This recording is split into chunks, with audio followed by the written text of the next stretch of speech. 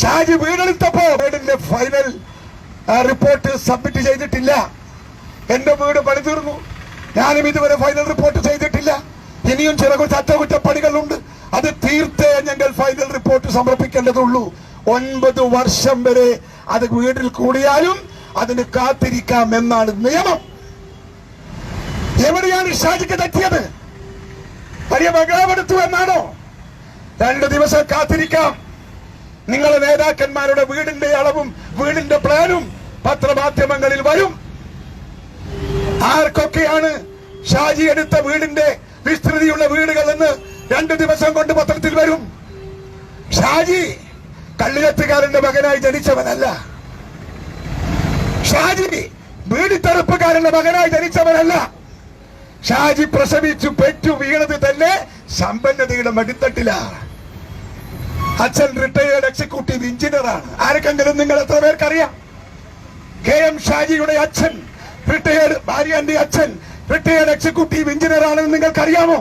ഒരു retired executive എഞ്ചിനീയറുടെ മകളെ കൊടുക്കാൻ ആ എഞ്ചിനീയർ തയ്യാറാകുമ്പോ KM ഷാജി ഒന്നുമില്ലാത്തവനാണോ? അവിടുത്തെ ലേൻഡ് ലോഡാണ്. അദ്ദേഹത്തിന്റെ തറവാട് വകയുള്ള ഒരുപാട് ഭൂമികളുണ്ട്. ഞാൻ നേരിൽ കണ്ട 1-2 സ്ഥലങ്ങൾ എനിക്കറിയാം. പഴയ വീട്, വലിയ ബംഗ്ലാവ് പോലത്തെ വീട്, അവിടെ പഴയ എസ്റ്റേറ്റുകൾ ഒക്കെ ഞാൻ കണ്ടതാ.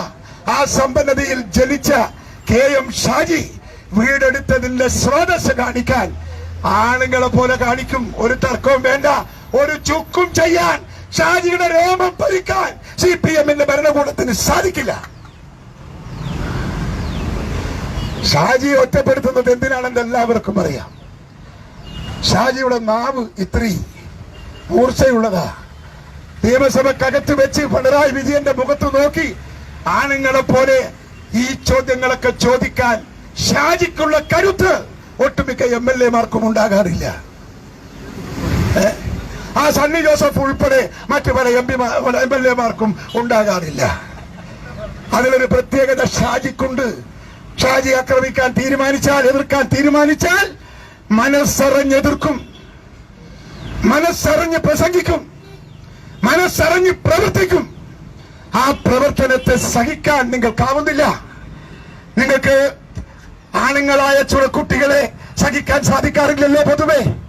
അതുകൊണ്ട് KM ഷാജി നിങ്ങളെ കണ്ണിലെ കരടായത് പിണറായി വിജയനെതിരെ നിയമസഭക്കകത്ത് അദ്ദേഹത്തിന്റെ മുഖത്ത് നോക്കി സംസാരിച്ച പ്രസംഗമാണ് എന്ന് ഈ നാട്ടിലെ മുഴുവൻ ആളുകൾക്കും അറിയാം. ഒറ്റപ്പെടുത്താൻ നോക്കണ്ട.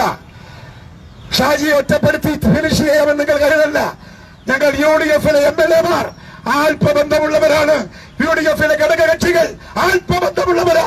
ഞങ്ങൾ ഒറ്റക്കെട്ടായി UDF-ന്റെ ഓരോ MLA-യും സംരക്ഷിക്കും. CPM-ന്റെ അക്രമത്തിൽ നിന്ന്, CPM-ന്റെ കയ്യേറ്റത്തിൽ നിന്ന്,